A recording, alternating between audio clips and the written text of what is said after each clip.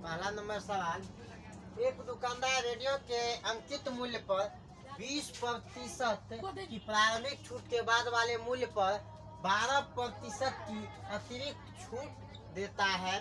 यदि रेडियो का आखिरी विक्रय मूल्य 704 रुपया हो तो अंकित मूल्य कितना है। अंकित मूल्य पर 20% की प्रारंभिक छूट देता है, यानी 20% छूट दे रहा है। मतलब यह क्या हो रहा है, 20% को अगर भिन्न में लिखेंगे तो 20 पंच 100, अब -1/5 का अर्थ क्या हो जाएगा, 5 से 4 हो जाएगा। 5 से 4 हो गया। 5 इसका क्या होगा, मार्क प्राइस, और 4 क्या हो जाएगा इसका, सेलिंग प्राइस, यानी कि विक्रय मूल्य। एमपी मतलब अंकित मूल्य और एसपी मतलब विक्रय मूल्य। फिर क्या कह रहा है कि 12% की अतिरिक्त छूट देता है, फिर देगा -12%। -12% को अगर भिन्न में बदलेंगे तो 12/100, 4 तिया 12, 25 चौक 100, -3/25, यानी कि इसका मार्क प्राइस हो जाएगा 25 और इसका सेलिंग प्राइस कितना हो जाएगा, 25 में 3 घट जाएगा तो हो जाएगा 22। अब इसको गुना कर लेंगे, 25 पंच 125 हो जाएगा, ये हो जाएगा 22 चौके 88। अब देखिए इसी 88 का वैल्यू क्वेश्चन में दिया गया, आखिरी विक्रय मूल्य कितना है, 704 रुपया, यानी 88 का वैल्यू कितना है, 704। इसको अगर 8 से गुना करेंगे, ठीक, 8 64, 8 64 70 हो गया, यानी 8 का मल्टीपल आया। अब 125 में भी क्या करेंगे, इसी मल्टीपल से गुना कर देंगे। 125 अठारह कितना हो जाएगा, 1000, कितना हो जाएगा, 1000, यानी कि ऑप्शन नंबर डी मेरा क्या हो जाएगा, सही आंसर हो जाएगा। दूसरा नंबर सवाल है, एक व्यापारी अपने सामान की कीमत क्रय मूल्य से 20% अधिक अंकित करता है और अंकित मूल्य पर 20% बटा देता है, उसे नगद बिक्री में प्रतिशत लाभ या हानि है। क्या अपने सामान की कीमत क्रय मूल्य से कह रहा है, मान लेंगे यहाँ पे क्या हो जाएगा, कॉस्ट प्राइस, क्या होगा, कॉस्ट प्राइस 100 मान लेते हैं, यानी ये क्या, कॉस्ट प्राइस मतलब क्रय मूल्य, क्रय मूल्य से 20% अधिक, यानी इस पे 20 से 20% अधिक हो जाएगा। अंकित मूल्य अंकित करता है, यानी कॉस्ट प्राइस से में 20% अधिक हुआ, क्या करता है, अंकित करता है।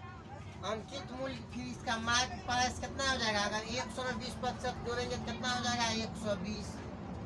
फिर कह रहा है कि अंकित मूल्य पर 20% बटा देते हैं, यानी कि इसमें जो है 20% अंकित मूल्य, मार्क प्राइस में 20% क्या देता है, बटा, यानी कि छूट।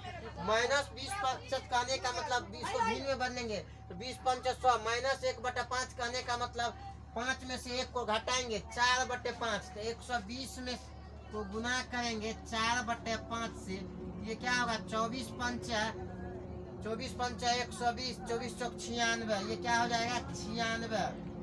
ये हो जाएगा इसका क्या, सेलिंग प्राइस, यानी कि विक्रय मूल्य। यहाँ पे देखिए क्रय मूल्य मान चुके हैं 100 और विक्रय मूल्य आया है कितना, 96, तो कितना का हानि होगा, 4 का, कितना का हानि होगा, 4 का। ये है परसेंट 100 में, ये कितना हो जाएगा, 4% क्या हो जाएगा, हानि, 4% क्या हो जाएगा, हानि, यानी कि ऑप्शन नंबर डी क्या हो जाएगा, सही आंसर। ओके। तीसरा नंबर सवाल है, किसी घड़ी का अंकित मूल्य 1000 रुपया है, एक फुटकर विक्रेता उसे 2 क्रमिक बट्टों पर 810 रुपया में खरीदता है, जिसमें से एक 10% है और दूसरा अपठनीय है, दूसरे बट्टे की दर क्या है। यहाँ पे देखिए क्या, एक बट्टा कितना दिया गया है, -10% छूट है, इसलिए इसको माइनस लिखते हैं। अब देखिए यहाँ पे इसको भिन्न में बदलेंगे तो 10/100 हो जाएगा, 10/100, तो 10 धन 100, 1/10 हो जाएगा। यहाँ पे माइनस साइन लगा है, माइनस साइन लगने का मतलब हुआ जो वस्तु, इसका मार्क प्राइस क्या हो जाएगा, 10 रुपया, और इसका जो सेलिंग प्राइस हो जाएगा 10 में से 1 चल जाएगा, कितना हो जाएगा, 9 रुपया, कितना हो जाएगा, 9 रुपया। यहाँ पे देखिए इतना रुपया में फुटकर विक्रेता उसे 2 क्रमिक बट्टों पे इतना रुपया में खरीदता है। फुटकर विक्रेता के लिए 810 रुपया जो क्रय मूल्य है, वह थोक विक्रेता के लिए क्या हो जाएगा, विक्रय मूल्य हो जाएगा। वो 810 रुपया क्या हो जाएगा, विक्रय मूल्य। अब यहाँ यहाँ पे देखिए अंकित मूल्य क्वेश्चन में दिया गया है कितना 1000। तो अब इसके 10 से भाग दे देते हैं 1000 में। क्या कर देते हैं 10 से भाग दे देते हैं 1000 में। यहाँ पे क्या है 810, यहाँ भी क्या करते हैं 9 से भाग दे देते हैं। यहाँ पे देखिए ये क्या हो जाएगा 0 से 0 कट जाएगा 9981, यहाँ पे हो जाएगा 90। यानी कि मार्क प्राइस जब 100 है तो सेलिंग प्राइस कितना हो जाएगा 90 रुपया। कितना हो जाएगा 90 रुपया। इसमें देखिए बट्टे की दर, बट्टा इसमें कितना हो जाएगा 10 हो जाएगा। 10 गुना क्या हो जाएगा 100 या 100% पे है ये है तो 10% हो जाएगा, या इसको प्रतिशत में भी बदल लेंगे तो कितना हो जाएगा 100 हो जाएगा। बट्टा हमेशा किस पे मिलता है तो अंकित मूल्य पे। 100 की वस्तु उसको 90 में मिल रहा है तो कितना छूट हुआ 10 रुपया का। प्रतिशत में निकालना है क्योंकि बट्टा हमेशा क्या मिलेगा प्रतिशत में क्वेश्चन में दिया गया है सारा ऑप्शन। यहाँ पे देखिए बट्टा मिल प्रतिशत में निकालने के लिए बट्टा गुना 100 और बट्टा हमेशा अंकित मूल्य पे मिलता है तो अंकित यहाँ पे मूल्य 100 रुपया है। 100 से 100 कट जाएगा कितना हो जाएगा 10%। कितना हो जाएगा 10%। यानी दूसरा बट्टा भी क्या है 10%। यानी कि ऑप्शन नंबर बी मेरा क्या है सही है। ओके, चौथा नंबर सवाल है एक व्यापारी किसी कार को उसके अंकित मूल्य से 5% डिस्काउंट पर खरीदता है। वह इस गाड़ी को अपने द्वारा दिए गए मूल्य से 10% अधिक मूल्य पर बेचता है।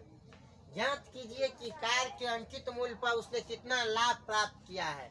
यहाँ पे अंकित मूल्य से 5% डिस्काउंट पर मान लेते हैं यहाँ पे जो मार्क प्राइस जो है उसका क्या है 100 रुपया। इस पे या 5% डिस्काउंट पर खरीदा है -5% कर देंगे। ये हो जाएगा इसका सीपी कितना रुपया 95 रुपया। फिर कर रहा है अब कि इस गाड़ी को अपने 10% अधिक पर बेचता है, यानी 95 रुपया में जो खरीदा है उसको 10% अधिक यानी +10% होगा। +10% कहने का मतलब ये 10/100 हो जाएगा। 10×100 +1/10 +1/10 कहने का मतलब हुआ क्या कि 10 + 1 11, 11/10 से इसमें गुना हो जाएगा। ये इसका क्या हो जाएगा सेलिंग प्राइस, यानी कि 95 गुना 11 क्या हो जाएगा 10। क्या हो जाएगा 10। अगर 5 से काटेंगे 5 दूना 10, 19 पंच क्या हो जाएगा 95। ये हो जाएगा 19 गुना 11/2। अगर 2 से काटेंगे तो ये हो जाएगा 5.5। ये कितना हो जाएगा 19 पंच 95, 19 पंच 95। ये हो जाएगा 104.50 पैसा। कितना हो जाएगा 104.50 पैसा। अब यहाँ पे देखिए अंकित मूल्य से कितना पैसा लाभ कमाया। यहाँ पे देखिए 100 है, ये है 104.5। ये कितना का लाभ कमाया 4.5% का लाभ कमाया। क्या कमाया लाभ, यानी सॉरी प्रॉफिट न होगा। ये क्या हो जाएगा 4.5% का, या इसको क्या हुआ प्रॉफिट हुआ। यानी कि ऑप्शन नंबर सी क्या हो जाएगा सही आंसर हो जाएगा।